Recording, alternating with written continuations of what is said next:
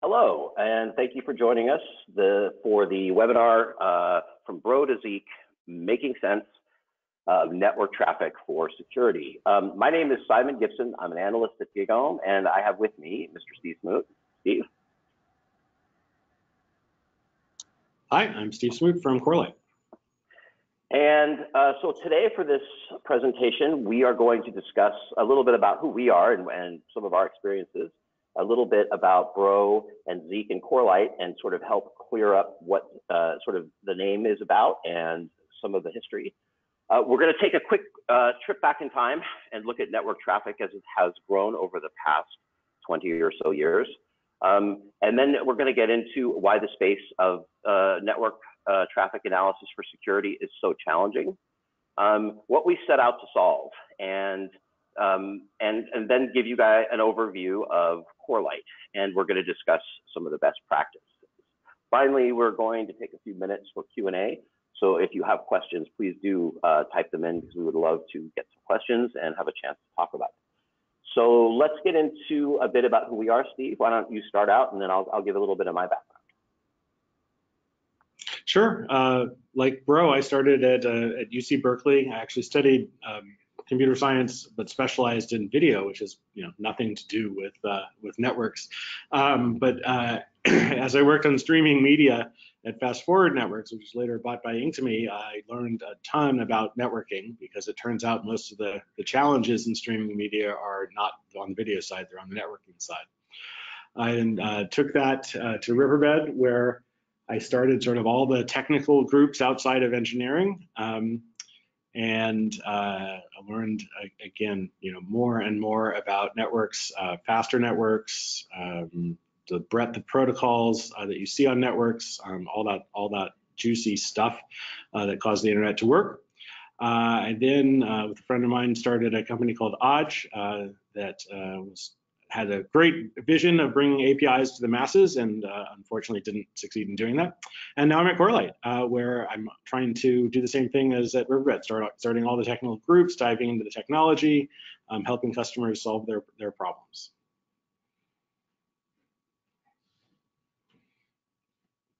And so it is a very interesting sort of set of circumstances in which, I also began in streaming media and ended up going to Virginia and worked in AOL, and we worked in the NetOps team precisely because streaming media was so heavy on the network, putting us in the systems team, even though, we ran Unix machines, but we were in the NetOps group precisely because of that problem. From there, I went to VeriSign and worked on ComNet registrar, and worked at Bloomberg, where after a few years, I became a CISO globally for about 6 years until I moved back home to the Bay Area. I worked at a network packet broker company called GigaOm, again, network traffic heavy focused, and a lot of work making that product take the data that it gets and turn it into security use cases. And now I'm here at GigaOm with my friend Steve, so this should be I think this will be a good talk. Yeah, looking forward. I actually think when I was at Fast Forward, we met with the Winamp group from AOL. Oh yeah, yeah. I mean, the caches and the Inktomi stuff were super important. Yeah. So let's get into this, Steve. I am curious. I am quite familiar with Bro, and I think we're going to spend a few minutes and a couple of slides getting into some of the background and talking about it. But why the name change? What is Zeek Bro? Can you just help explain that for us? Sure. So Bro started with a really clever name, right? So it's technology to really dive into how networks are, what traffic is going on networks, which really is like Big Brother. And so Vern wanted to highlight in the name of his project the good and the bad side of this, that this software is so powerful that it gives you all this information, and that you can use that for evil. And so you don't, wanted to not do that. And so he named the project Bro, which is, of course, nice, short, easy to spell name in the 90s. But over the last couple decades, the slang term Bro became more and more popular. And what happened was we had people who couldn't get permission to go to conferences because they were called BroCon. We had people who couldn't believe that their techies wanted to deploy a set of software called Bro in their enterprise that just couldn't be serious. And so the community really was wrestling with this for a while, and after several years of discussion, decided yes, they were going to change the name. Spent a while debating and sourcing contributions from the open source community for the name, and eventually digging through the history, they looked at the first mailing account that was receiving what's now called Goldilocks was called Zeek, after a Far Side cartoon. And so harkening back to that, they changed the name to Zeek last year. So over the past year, it's been slowly changing on the website, changing the code base, changing in just people's memories. I flip back and forth myself about what I managed to call it between the two, even today. Yeah, I agree. It is one of those things for me too, and I wanted to make sure we got that out of the way, because we are going to be saying Zeek, and in my mind, I do that same kind of thing where I do sort of flip back and forth. Again, I think it has to do with you just become familiar with something, and it gets to be that thing. I've had friends change their names, and I always call them the name I grew up calling them. Even if they've changed their name, it's a struggle sometimes. So tell us a little bit about, for people who aren't familiar with Bro, or now, sorry, Zeek, there we go. Tell me a bit, if you had to sort of give the elevator pitch or summarize what it does, how would you explain that to people who want to know? Yeah, it's a really different concept. So what it does is it monitors every packet that goes to the network, right? So it then organizes them into flows, and then analyzes the flows based on the protocols that they use, and converts this into logs. So you sort of start with packets on one end, and you get logs that you can analyze with all your regular log analysis tools on the other end. So the idea is to sort of transform all the traffic and give you the ability to do whatever you want with it. So instead of, like, if you look at a firewall does some of the same things. It analyzes the traffic, figures out what it is, but it's to block, right, or to pass traffic. Whereas Zeek doesn't make any judgments about this traffic. It just gives you the record of what happened, so that you can decide what you want to do with it. So you can wire it up to something that black holes traffic, but you can also use it for forensic analysis. You can use it to resolve incidents that are, breaches that are going on in your network. You can use it to hunt for bad guys and find their traces as they move laterally through your network. So you can do a lot of different things with it. And so the way it's doing that is these logs. And so there are 50 or so different log files it creates to give you different places of visibility. So you can sort of view things from the HTTP layer, you can view things from the SSL layer, you can view things from, really just the pure network layer. It also, for traffic that's in the clear, pulls files out, right? So it's a lot easier to analyze a file that's just sitting there on disk than to try and, look at the packets that contain the file, right? So that's very handy for people. I talked to one guy who says that they have basically all the files that have gone over their network in the last 20 years. Sorry, not 2010. Just got my wires crossed there. The last 10 years of traffic. So they've extracted them all. Disks are cheap. They, want to look at an incident that happened the year before. They got the data still. So a DLP kind of solution, or maybe you're monitoring email for traffic that's leaving. You can ask Zeek to look for SMTP traffic, or a certain MIME type. Is that right? Yeah, so part of the analysis would be to say that, so this file, it is a executable, or it matches the GIF signature, or it's a JPEG, right? And so it'll set the correct MIME type in that log. And then again, you decide what you want to do with that. So one thing that you can do with it is write Zeek scripts. So one of the very different things about Zeek is that it is a platform as well. So I talked about sort of the log use case where we're exporting logs, file use case where we're exporting files, but you can also write scripts that run on your Zeek platform to do arbitrarily complex things. So it's an event-based language where the events are protocol related. So an HTTP session starting, or the URL has been transmitted, or the MIME type has been identified, and you can say, like, oh, I care about this one particular MIME type, and in that case, I'm going to take a different action, and I'm going to script that up in the Zeek language. And yeah. So you can throw logs out into a SIM or into any sort of analysis tool, but you can also grab file types, pull executables off for further analysis, go so far as maybe even to look at the magic in a file and see what that executable is. Does the extension match? Is going to do that much kind of stuff? Yeah, it's going to do all that. But the key thing about the extensibility is that threats change. So like if you think about the Microsoft RDP vulnerability, the logs for RDP didn't have the information you needed to find that, but it turns out Zeek did under the level of scripting. And so, within a couple of days, there were scripts that could pull that information and write it to logs. So you can very, very quickly respond to threats. That's good. Tell me a little bit about the history. I do know a tiny bit, but probably not. Certainly not as much as you. Tell me about sort of the origin story. Yeah. So Vern, who was the creator and the guy presenting the Zeek name change on the earlier slide, invented it in the mid-90s at Lawrence Berkeley National Labs.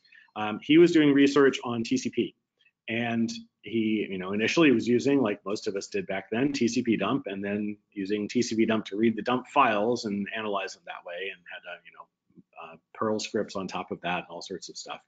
And he realized that it would be just a lot easier if he had the code that was doing the capture do the analysis right there. And so that eventually became Bro. But to get the actual data, he had to work with the networking team, and they deployed it, and so it was tapping their infrastructure at the egress. And a few weeks or months after they deployed it, they came back to him and said, "Hey, we had this security incident. Does your code have anything useful in it that we can, look at?" And all of a sudden, Vern's career took a sharp turn, and he became a security researcher, and said sure, and dove into it. And over the next 25 years, Bro at the time just got more and more security-focused analysis and fields to really dive into that use case. So he did research on it. He moved on to some other stuff. One of his students, Robin Summer, did research on it and then took over the open source project, and still today runs the open source project. And it was fairly, used in a fairly small set of people, mostly academic research lab kinds of people, until about 10 years ago when Seth Hall spearheaded this change to add all these log files that we've talked about already. And so by default, it now creates all these logs, which just makes it so much easier for new people to use. Seth is still working on the project, still adding new log files and changing them up and making them better every year. Got it. Yeah, so I think this is a good chance we can sort of take a look at some of them. And so, like, for example, maybe talk us through precisely what kinds of things I can get out of a log file. Sure. So timestamps.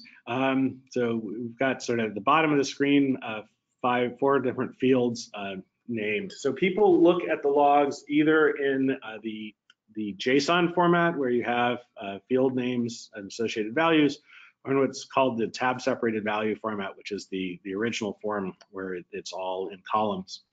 But either way, what you see commonly in sort of every log file, almost every log file, is so the time that things happened, the UID. The UID is a construct Bro created to tie together the logs. So you may have a connection. It's simultaneously, it's a TCP connection, so you get a con log entry, but it's also using the HTTP protocol, and so you have an HTTP log entry.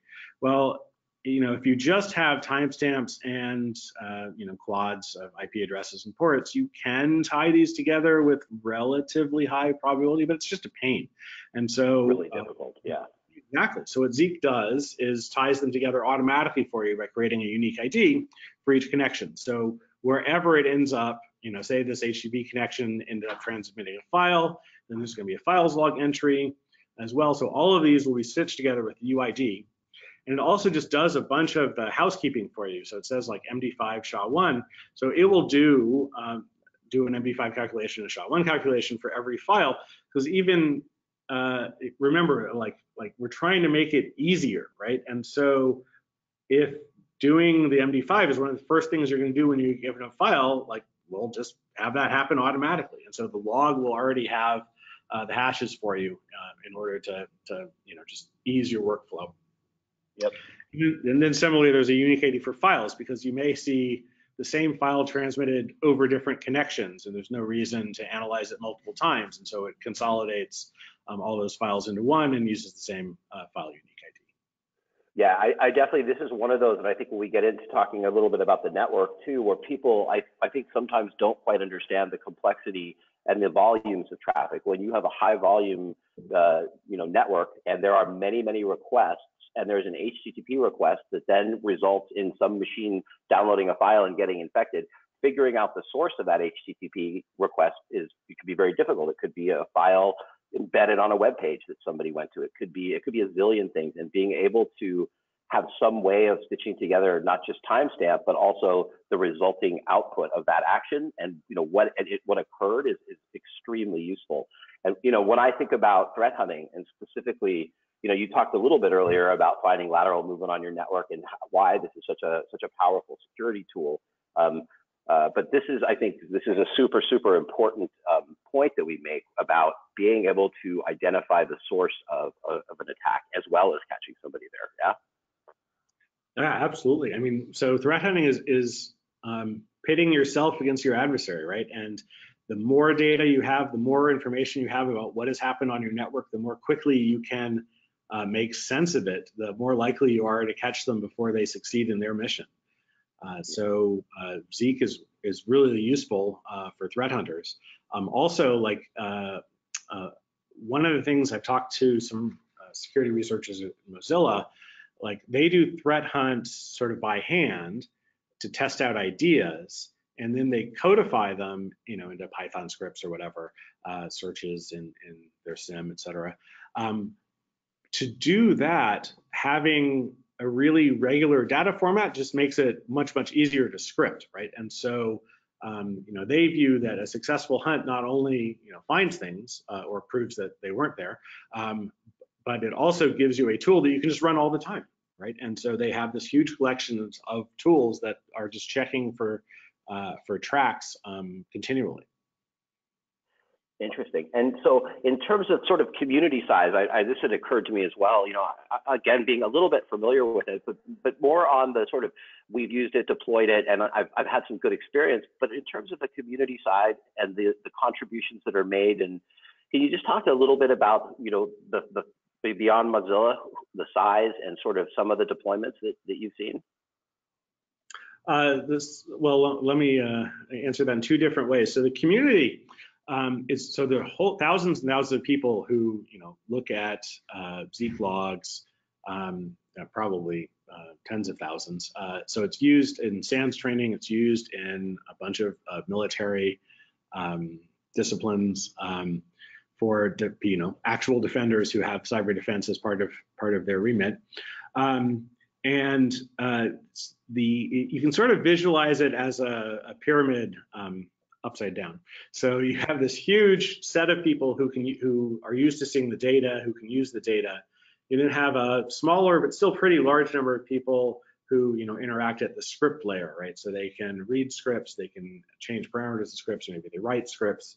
And then it gets smaller and smaller as you get down to the number of people who are actually editing the C++ code that's part of Zeek. So that's sort of the way to think about the community.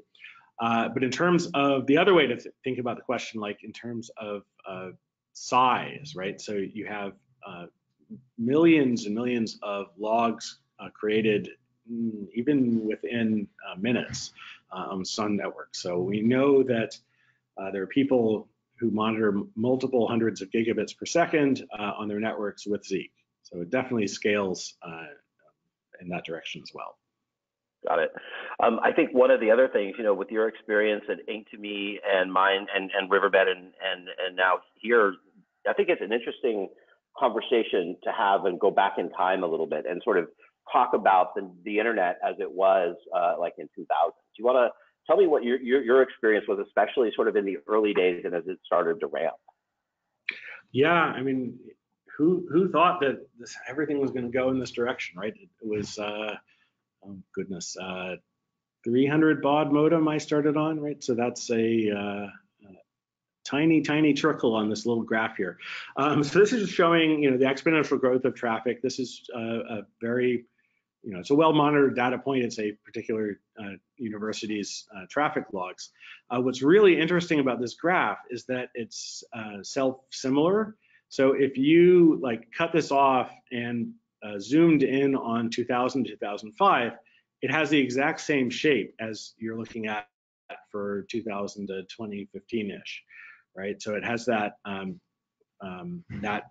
exponential curve, which you can't really tell from how small it is because it gets dwarfed by the recent numbers. But it's very, very cool. And so if you do some analysis on it, like you plot it on a log scale, you can do a line fit, and this growth rate is 50% year over year.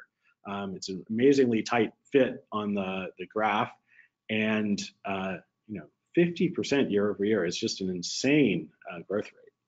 If I could do that for my stock portfolio, I'd be very happy. I can remember a time, maybe it was 2001 or 2, when I was working at Winamp and AOL, and there was an outage with AIM. They actually added a feature that would show you when the other person is typing. It's sort of like, the 3 bubbles you get in iMessage. It would indicate that the party on the other end is getting ready to respond to you. And just that tiny change tipped it over and it crashed. Like it basically brought the network down because they didn't expect that extra bandwidth. And it made the newspaper. And when it made the newspaper, I had that moment of like, oh wow, the internet is like really a thing. It used to go down and people were like, oh well, I mean, the internet just breaks all the time and that's totally normal. Yes. But when this sort of made the front page of the newspaper, I had that moment of, oh man, this internet is going to be really, really big. And that was probably 2001, I think. Is that about the same for you? About the same. Yeah, I remember some stories about, I think it was Berkeley's interconnect, for the internet. It started with, people saying, hey, can we run this line here? And they're like, yeah, sure, we'll let you. And then, 5-10 years later, it was the reverse, where like Berkeley was having to petition to get its traffic onto the internet. So they went from being, the giant source to being, just another player on this huge network. Yeah. It is one of the things that struck me as we were doing some of the research and looking at some of this, not just the growth in internet, but also mobile. But when we start talking about, the scale at which we get going, when we're talking exabyte, and it's so phenomenal to me. I was actually trying to put some research together about just disk speeds, capacity, write and read size, and sort of the ability to take solid state disk as fast as it is, and then be able to do some kind of correlation around packet capture, or the ability to, even if you could write off the traffic, would you be able to get to do it fast enough, and how would that actually work? And I'm not talking about writing the entire internet's traffic off, but just even in a large, many 100 gigabit network, it's pretty overwhelming. Oh, absolutely. And so you said you've seen some deployments where people do monitor 100 gig links. Can you talk a little, without obviously going into a whole lot of detail, but those are pretty big challenges. What are some of the things they're looking for, and what are some of the challenges they have? Yeah, like if you think of that previous slide for that technical university, like that rate that they see, which is not that high of a rate, is something like 1 billion Zeek logs a day, right? So there's a whole lot to monitor. 1 billion Zeek logs a day. What sorts of things are consuming those? Well, just a vast array of things. All sorts of tools. I mean, I actually have no idea whether they have Zeek deployed there or not. I'm just looking at that traffic level. That's what that means. Oh, gotcha. Yeah. So what people do with these, I'd say a lot of people look at north-south traffic, right? So they look at their internet connections, sort of the classic security perimeter mindset. But others look deeper into their network. So look at east-west traffic. You look at traffic, say, between users and servers. You look at traffic between outgoing from your DMZ into your network. You look at, yes, the internet traffic.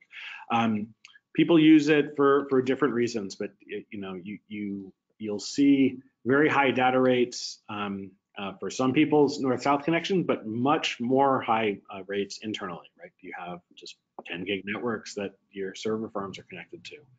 So you can Yeah. get a whole lot of traffic internally as well. Yep, yep. This is sort of what gets us into the, this security space. And I think, there are a lot of assumptions, and I've certainly encountered these assumptions from often executives and even technical executives of, well, why aren't we looking at this? And you really have to get into not just the north-south, but, how do you get this data? And once you get it, can you write it to disk? And then can you get access to it? I think there's a lot of sort of misconceptions about, like, how well do you know your network, the size of it, and what kind of data is what sort of telemetry and events are you actually able to monitor and then make sense of, because it is so much information, on even a 1 gig network or a 10 gig network, as many are very commonly, right? Yeah, I mean, one of the reasons we use the network we use today is that we made it really easy for people to add devices to it, but that means people just add a whole lot of devices to it. So yeah. Your network is going to be very, very chaotic, very heterogeneous usually, and tricky to understand. And so people try to understand by abstracting, right? So you can't make sense of every packet, so you have to abstract it some way. One of the ways people have done that historically is by pulling logs, right? So it's sort of natural evolution. When you were doing a security investigation, you say, oh, I need to see what happened on this machine. Let's go log into it, look at its logs. And people then realize, like, well, I can speed this up if I collect all the logs all the time, and then I just look for them in one place. And so you ended up with people, pulling logs from routers, from firewalls, from DNS servers, just all of the infrastructure they could find that had logs, and putting it into one place to help them get some sense of what is actually happening on their network. Right. And they are all in different formats. Exactly. Yeah. The challenge is these were all written by different people with different goals, right? So very few of them were written probably with security as the reason to write the log. They were written to do, network performance. They were written to do debugging of the application. They were written to do just all these different things. And even, even products from the same company don't have uniform log formats. One of the blessings people really find that Zeek gives them is applying a uniform standard, a uniform schema against all of these different protocols, so that it's just so much more straightforward to understand, like, okay, no, that's the port, right? I don't have to figure out a regular expression to parse this, this log format. I can just read the port out of the JSON pair. I got you. So then, as I look at different protocols with a deployment of Zeek, the consistency then, whether I'm looking for HTTP or DNS, the log would be written basically the same. I would look for DNS or HTTP. Yeah, exactly. So the information that's common is going to be written exactly the same, right? So like in both cases, you're going to have a originator of the connection that will have an IP address and a port. And so those will be written in the exact same format. And then the stuff that's unique to each protocol analysis is going to be written similarly, again, so that it's straightforward to understand what it's talking about and what the values are. You're not trying to decode a syslog message. It says URI is this, right? It means that this is an A record for the DNS log, right? So it's very straightforward in terms of spelling things out. And then so I'm able to then pick, let's say I have there's an issue on my network and I think it's definitely security related and I'm concerned about something. I can then easily have software that will look for the source and destination and the protocol, grab it off the Zeek log, and then I can analyze it very quickly at whatever is the thing that is different that I'm looking for. It helps me find the problem much more rapidly and consistently. Yep, exactly. So one of the other problems, and I was thinking about this as you were just talking, is, we can do this in packets. You can grab every packet off the network. I think the difference here is that the size and the speed of it. Talk to me a little bit about some of the things you've seen around people trying to do PCAPs and the necessity to, understand the breadth of everything that is on the network. Because I think, one of the problems I have had in many incidents is that I see part of it. I see one flow, one side of it, or I see the traffic leaving the network, but I don't see where it is on the server farm because I don't have the right information. And I always feel like there's this big sort of feast or famine.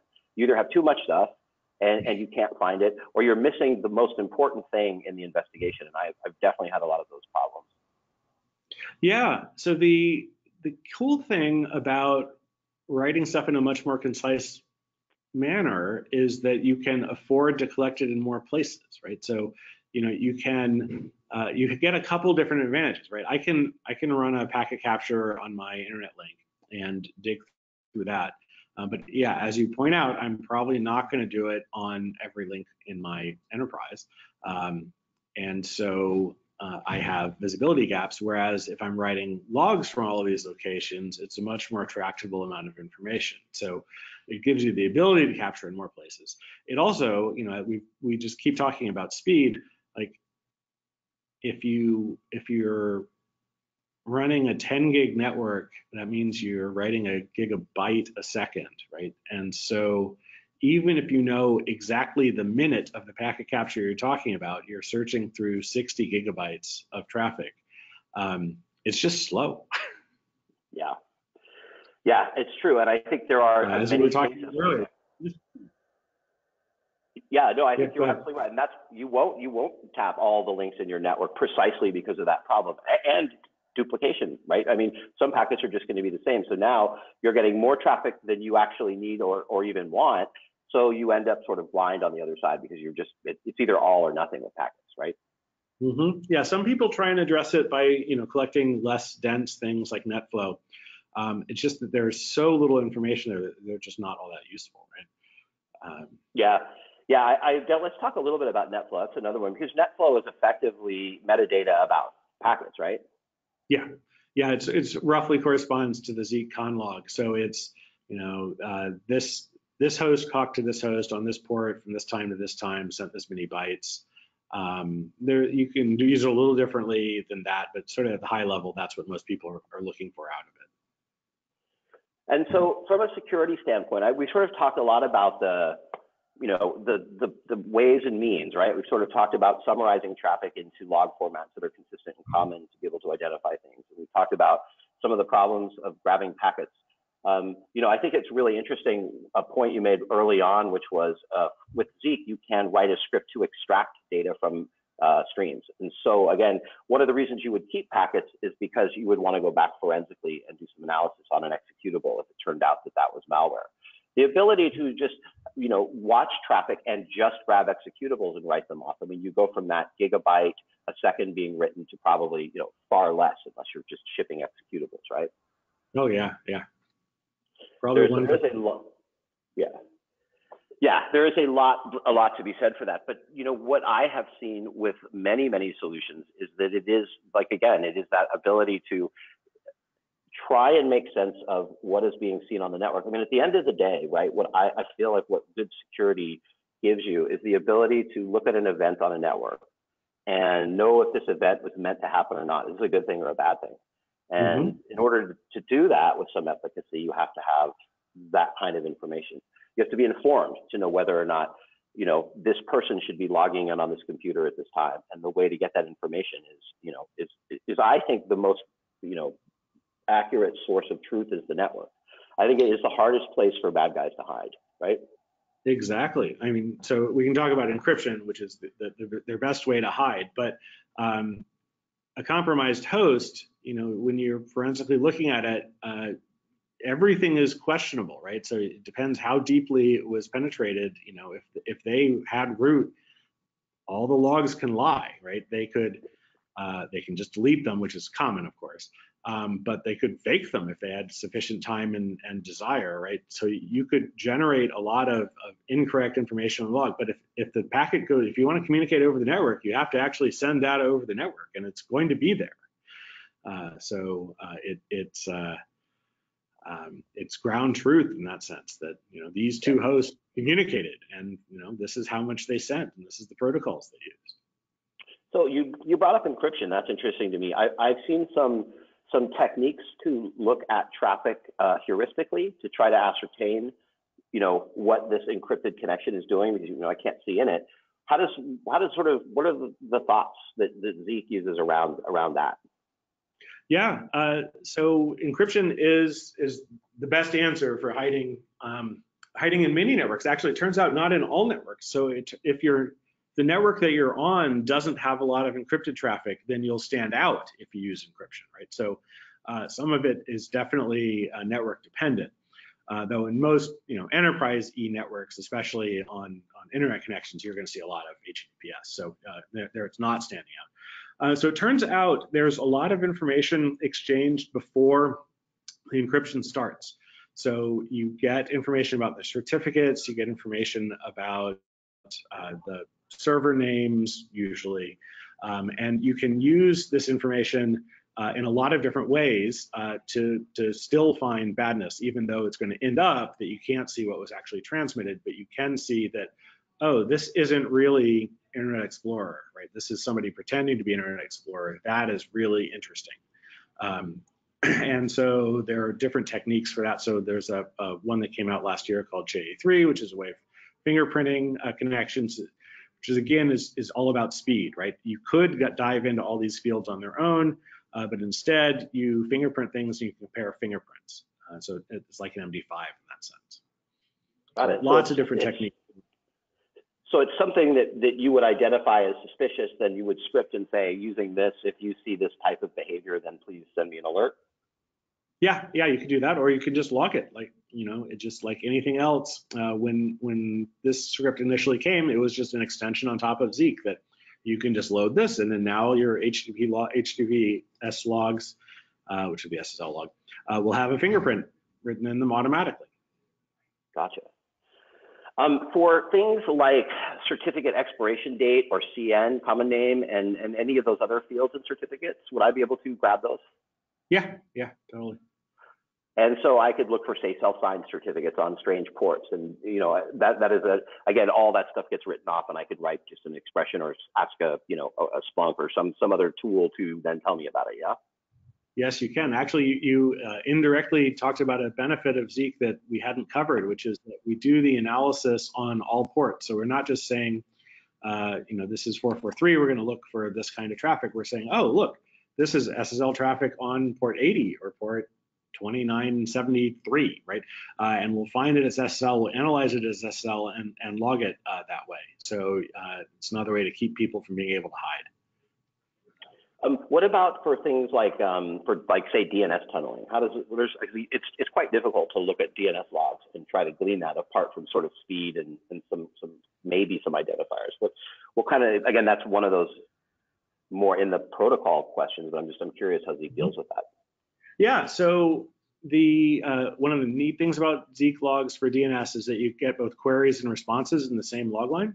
So a lot of DNS logs don't have responses; they only give you the queries. So you don't actually know what the say the bad guy's botnet infrastructure was responding back at the time. But with Zeek logs, you do. To look at tunneling, you look for interesting patterns. So one pattern people look for is just volume. So if I have set up, so one of the ways you can do a tunnel is, say I run a fake DNS server in the cloud and point machines that I control to it for DNS resolution. And so there you would see a non-local DNS server being used. So that may or may not be, okay according to your IT policy. Assuming that it's not, that's a red flag. If that is normal, then you could still look at the volume. So it's interesting to see, a non-Cloudflare, Cisco, Google DNS server getting a lot of traffic. And so that would be a tip-off. Some people look at the domain name. So you'll see a lot of generated fake domain names to do the DNS tunneling. And so that can be a way to find it as well. Yeah, it is pretty, having, again, lived through sort of 2000 to 2018 and had to build a lot of this infrastructure, the ability of Zeek to do this, this was a lot of code and work that I have had security teams do, that this entirely offers, where when writing your own or buying sort of specific solutions, like to your point earlier, you get a lot of information from logs, but often they're written to debug an application or to, they are going to throw off information that isn't necessarily security related, and that you want to get you the really, really important stuff that you need, and again, to respond quickly, which is really cool. So I want to talk now a little bit, switch gears a tiny bit, and talk a bit about Corelight specifically. And I've been lucky enough to work in organizations where we've had technical teams that were able to build and write things. Now, I have always been of the opinion that if I can have somebody support a piece of infrastructure, I would much rather have the people who are writing software write very specific things for my infrastructure and buy things that will support me. And I think that's an important, it's an important way you have to manage resources, because there are no infinite resources. Everything is finite, and it's an opportunity cost. I can have my programmer working on, again, we had to stitch DNS logs together and understand both the query and response. Being able to do it inside of Zeek is great, but look, I think it is. You said it's a platform, and I think there are some complexities if you're working with it. Maybe talk a little bit to me and to our listeners about some of the challenges and what Corelight is solving. Yeah. So we took the concept of Zeek, right? So a lot of people want to use this in enterprise networks, and what challenges are they facing, right? And so one of the challenges is high rates, right? So we really talked about that a lot already. Just the tuning that you need to do to be able to analyze all these flows at higher and higher network speeds was a lot of work, right? And so it's really easy for some people to download Zeek and run it on their home network, but to get it to run on a 10 gig link is a whole lot of engineering, right? So that was a lot of work that people were doing on their own, and sort of really inefficiently. Like, every big enterprise who was deploying Zeek was doing the same work to figure out how to build a cluster. So one thing that we did was we sort of abstracted that away. And of course, because we had a lot of the key open source community contributors working on it, they had tons of experience already, and so they knew how to tune it. Similarly, you really need to lock it down.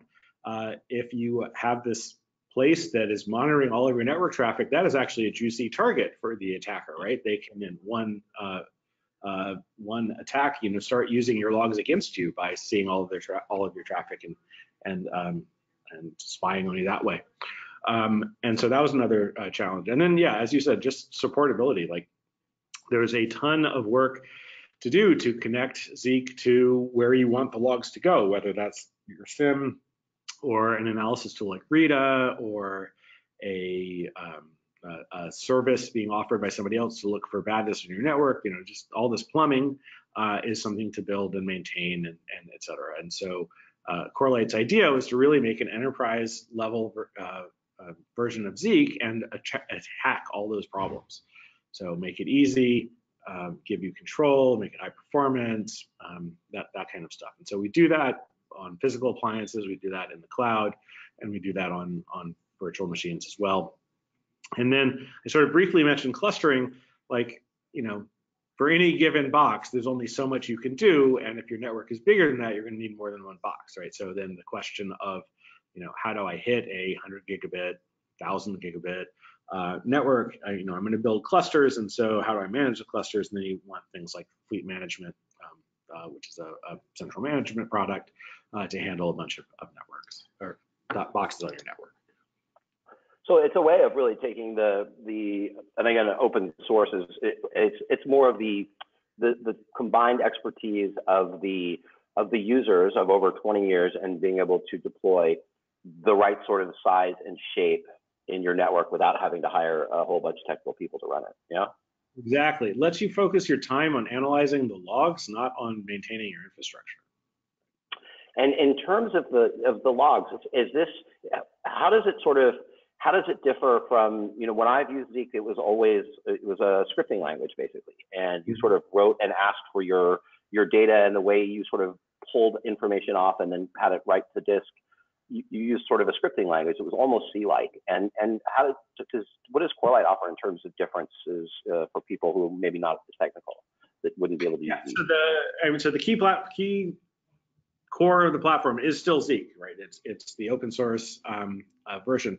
But what we're doing, or one of the things we do to make it easier for people, is in addition to writing code yourself, people publish packages, and so you can download them off GitHub or whatnot. But we sort of surveyed the land of packages, found all the good ones, pre-bundle them on the box, and then give you like config knobs to them just to make it easier. So you can say like, oh, I want to run a scan detection on this link, and so I turn on that script, or I want to look for cryptocurrency mining protocols, and there's a package that does that, so I want to turn that package on. So the idea is that, like I talked about that pyramid, inverted pyramid earlier, there are a lot more non-programmers than there are programmers, and so it makes a lot of sense to be able to leverage other people's work. And then for the ones who want to program, you can still load your own scripts onto the boxes as well. Right. I remember when there was the SMB1 Eternal Blue,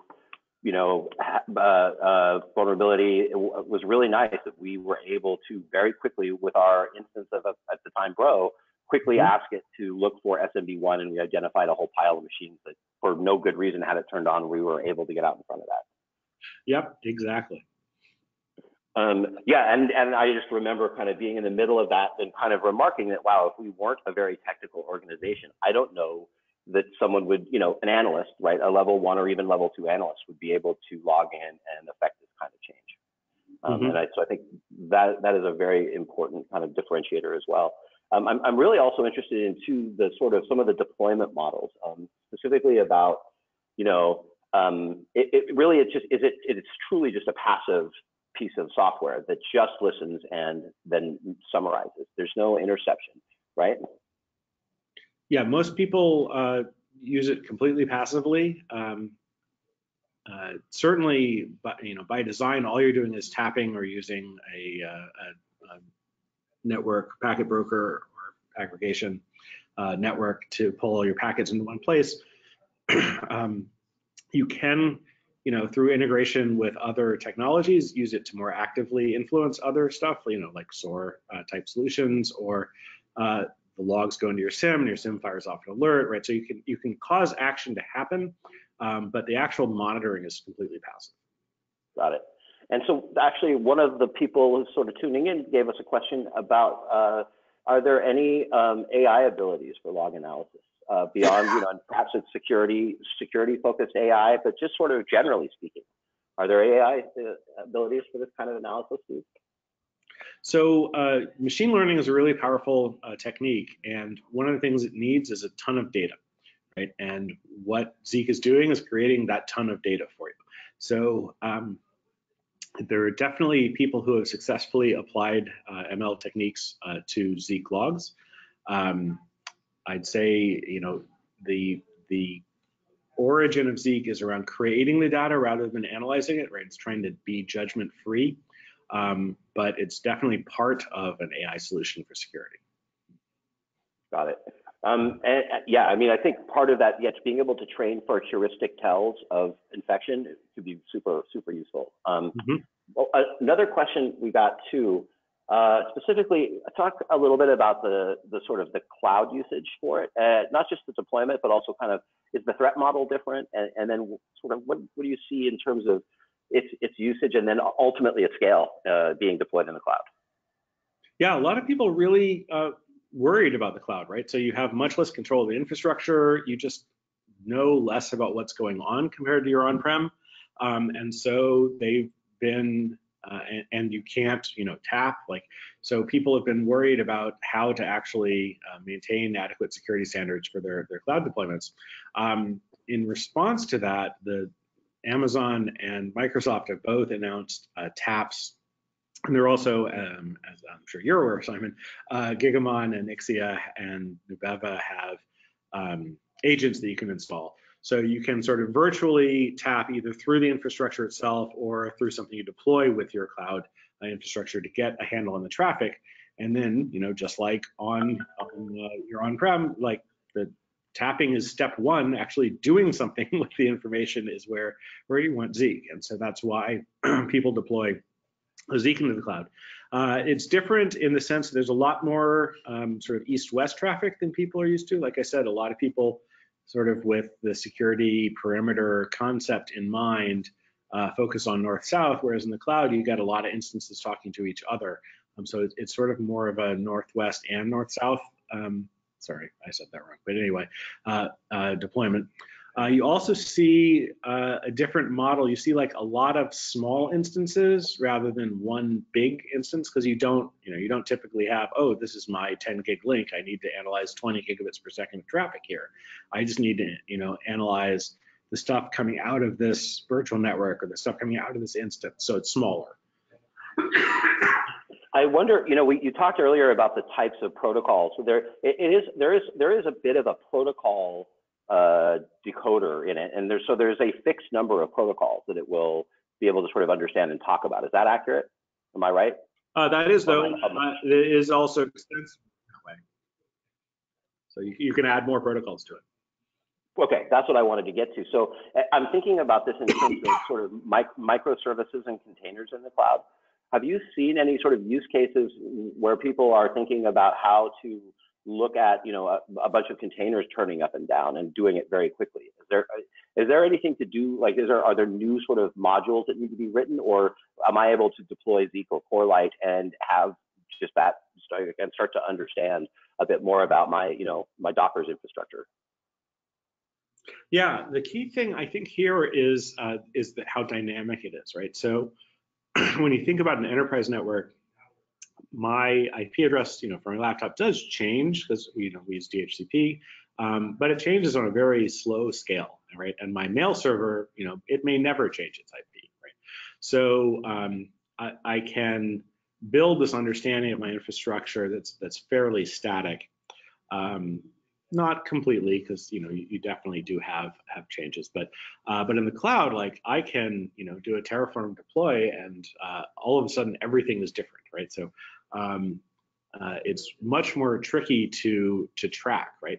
And so where I think new packages are being developed are to link the two, right? So you have sort of your deployment infrastructure that defines what is what, and if you marry that with the actual logs, it lets you do, two different things. So one, it helps you make more sense of it, but two, it also helps you with a sort of exception analysis, right? So if I know that these two services should be communicating on these 3 ports, I can, automatically create a rule that says, well, tell me if these 2 are communicating on any other port, right? And now I can suddenly do anomaly detection in my traffic.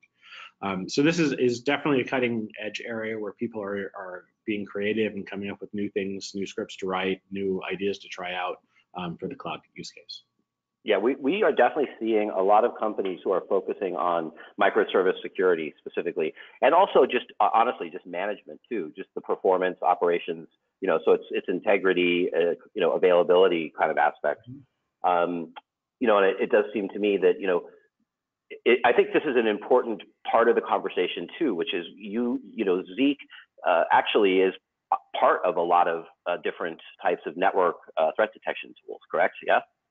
Yes. And so in the cloud, are you guys seeing any uptake in people who are wanting to partner or using it or talking about it for microservice security? Yeah. Okay, that's good. I mean, it's, yeah. The same variant on what I was just talking about. Got it. Okay, yeah, it seems like it's a very natural extension of it, and I think there's a lot of interesting use cases and for it. I think it's important too that we tell people, that give them some information about specifically some of the things your customers say, and ways that they can get in touch. I think it's one thing to have an interesting webinar, but we do want to leave people with the ability to reach out and to actually put this in the network and get it going.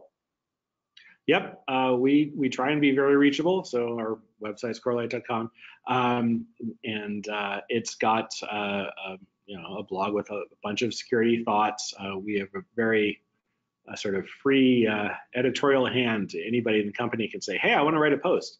And so I think I've only managed to do one, but you get a lot of different perspectives, from people in the trenches up to, architects like Richard Baitlick writing about security theory.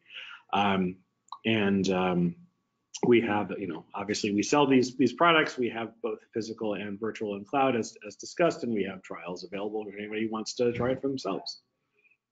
Awesome. I think we're going to be getting to about the end of the conversation.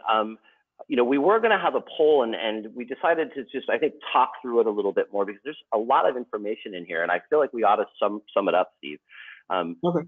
One of the questions we got a little bit earlier on, and I think we answered it, but we should probably just go back quickly and just explain that the data sets, how exactly are they different from PCAP and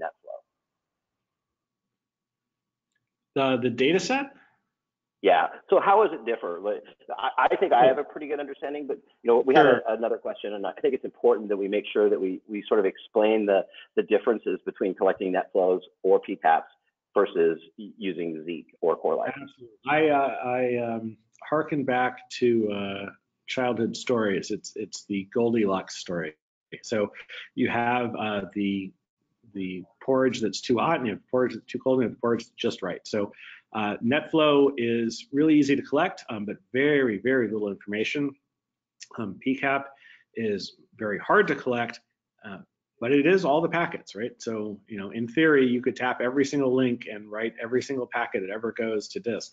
But boy, is it going to be slow to try and find a needle in that haystack. So by summarizing the information at collection time, with detailed protocol, deep packet inspection, all of the nice stuff, you get the just right porridge. You get the rich information about what happened, but in a size and format that you can easily search and use for your defenses.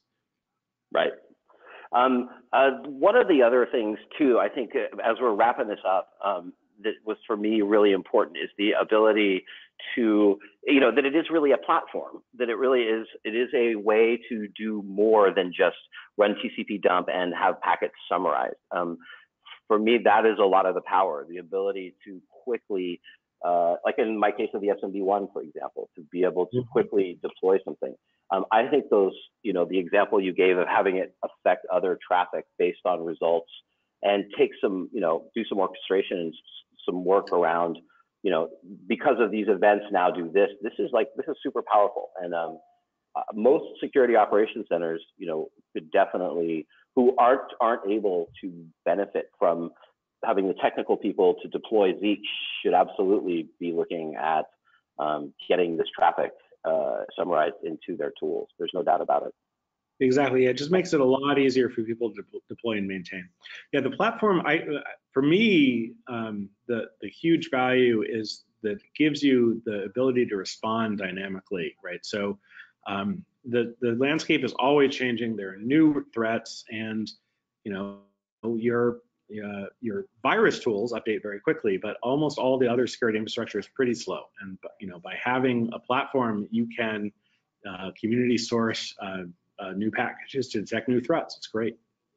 Yeah, there is no question that one of the biggest problems with information security is the amount of change and the speed at which technology evolves, and then the tools, just their ability to keep up, and not just with the technology, but to your point exactly, the threats differ from day to day. There's a new vulnerability discovered. There's something in the wild that isn't patched. There's something that, it can be patched, but it's just a workaround for a few months, and you're just gonna have to deal with. Those are the kinds of things that make the security space, I think, one of the reasons why it's so interesting, but also so difficult. And so the ability to flex and change, and then also do that at many hundreds of gigs. I mean, those are all the sort of smart, forward-looking things, that we at GigaOm, those are the kinds of things that when we're asking, when we get asked about trends, those are exactly the kinds of things we talk about. That's why I think this is one of the most interesting spaces, and Zeek and Corelight are definitely one of the most, I think, fundamental required tools in this space. And I think I've just had a lot of fun, and Steve, it was good talking to you. Yeah, this was awesome. I was glad we had the idea to pull it together. Yeah, this was great. So I'd like to just thank everybody. You can find us on GigaOm, and if you have questions, info@Corelight. And thanks again, everyone, for tuning in. Thank you.